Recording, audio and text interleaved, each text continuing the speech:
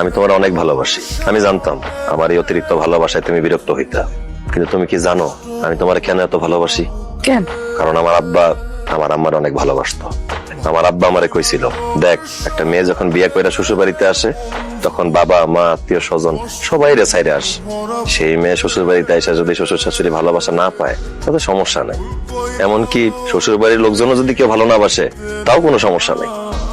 কিন্তু ওই মেয়েটার স্বামী যদি তারে ভালোবাসে তাহলে ওই মেয়েটা শান্তিতে থাকে। একটা মেয়ে বাবা মা সবাই রে সাইরা স্বামীর বাড়িতে আসে। একটা স্বামীর উচিত তার বউরে আদর দিয়া, ভালোবাসা দিয়া, যত্ন দিয়া সারা জীবন বুকে আগলায় রাখা, তার কাজে সাহায্য করা। এই জন্য তুমি যেই কাজ করতা আমি সব কাজে সাহায্য করতাম। একজন স্ত্রী যদি হাসি মুখে তার স্বামীর দিকে তাকায় তাহলে ওই স্বামীর মন ভালো হয়ে যায়। তাছাড়া স্বামী স্ত্রীর মধ্যে ভালোবাসা মিল মহব্বত থাকলে সংসারে রহমত হয়, সুখ শান্তি হয়।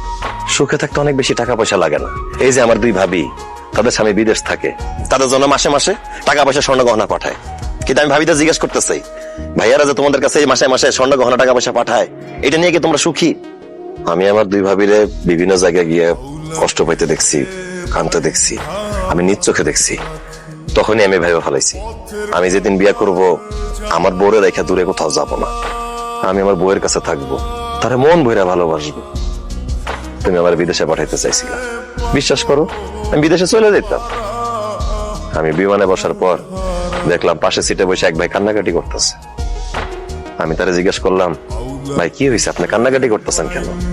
সে আমারে কইলো, 10 বছর বিদেশ কইরা বাড়িতে টাকা পাঠাইছি, কিন্তু বাড়িতে ছুটিতে এসে দেখি আমার বউ আর বাড়িতে নাই, অন্য জায়গায় চলে গেছে।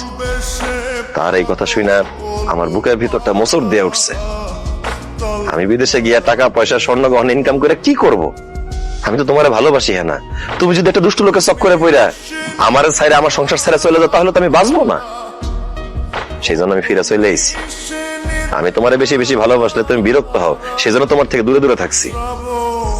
যাই হোক, তুমি চাইছো আমি বিদেশ চলে যাই, আমি বিদেশ চলে যাইতেছি। তোমার টাকা পয়সা স্বর্ণ গহনা যা যা লাগে আমি সব পাঠাবো। শুধু একটাই অনুরোধ, আমারে ছাইরা আমার সংসার ছাইরা কোনোদিন যায়ও না। হ্যাঁ না, আমি দূর থেকে তোমারে ভালোবাসা যাব। তোমার যখন যা দরকার আমারে বলবা, আমি পাঠাই দিব। আসি, ভালো থেকো। না, তুমি বিদেশ যেতে পারবা না।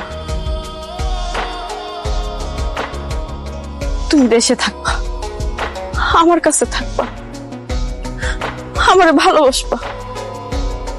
তুমি যে এতদিন আমার কাছ থেকে দূরে দূরে আছিলা, আমি বুঝছি তোমার ভালোবাসা আমার জীবনে কতটা গুরুত্বপূর্ণ। আমার স্বর্ণ গহনা টাকা পয়সা কোনো কিচ্ছুর দরকার নাই, আমার শুধু তোমারে লাগবো। তুমি আগে আমার যেরকম ভালোবাসতা সেই ভালোবাসাটা লাগবো। তোমার ভালোবাসা যদি আমার লগে থাকে না, আমি না খেয়ে থাকতে পারো, আমি গাছ তলায় থাকতে পারো। আর যদি তোমার ভালোবাসা আমার লগে না থাকে, তোমার ছায়া আমার মাথার উপর না থাকে, আমি থাকতে পারব না। আমার আব্বা তোমার কাছ থেকে যে টাকাগুলো পাইবো, দরকার হয় আমি আমার শরীরের সমস্ত রক্ত বিক্রি করে আমার আব্বার টাকা দিয়ে দিব। তারপর আমি তোমার আমার কাছ থেকে দূরে যেতে দিব না। তুমি আমার কাছেই থাকবা, আমার কাছে থাকবা।